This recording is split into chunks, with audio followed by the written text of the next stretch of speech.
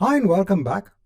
Now in this chapter, I want to go ahead and create another Azure Cosmos DB account.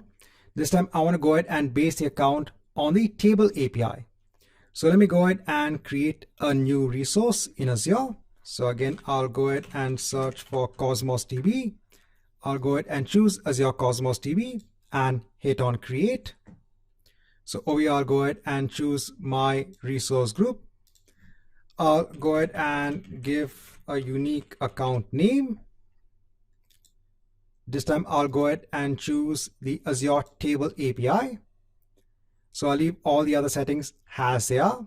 Since we've already gone ahead and applied the free tier discount on our first Azure Cosmos DB account, we can't apply it onto this account. It can only be applied onto one account at a time. So let me go ahead on to next for networking, leave everything as it is. Let me just go ahead and actually create this Azure Cosmos DB account. Again, this will take around 15 minutes. So let's come back once we have the account in place. Now, once you have the Azure Cosmos DB account in place when it comes to the table API, so let me go ahead on to the resource.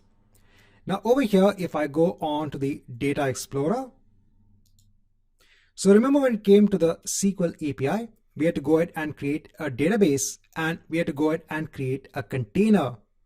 But this time, since we are going ahead and working with the table API in Azure Cosmos DB, so over here we have to go ahead and create a new table.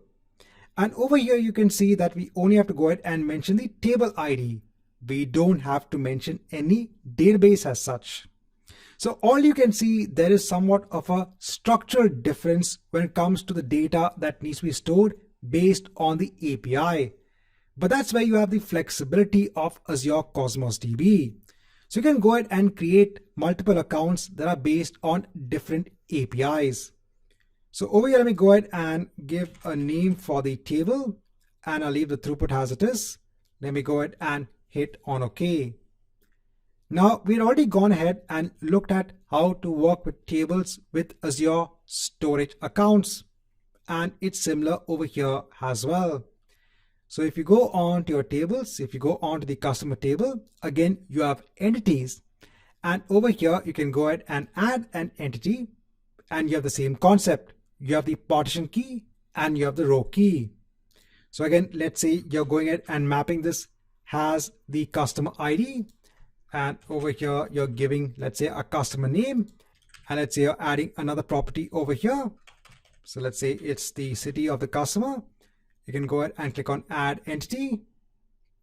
And over here, you can see the table-like format when it comes to the table API. So in this chapter, I want to primarily tell you about the differences in Azure Cosmos DB based on the different APIs.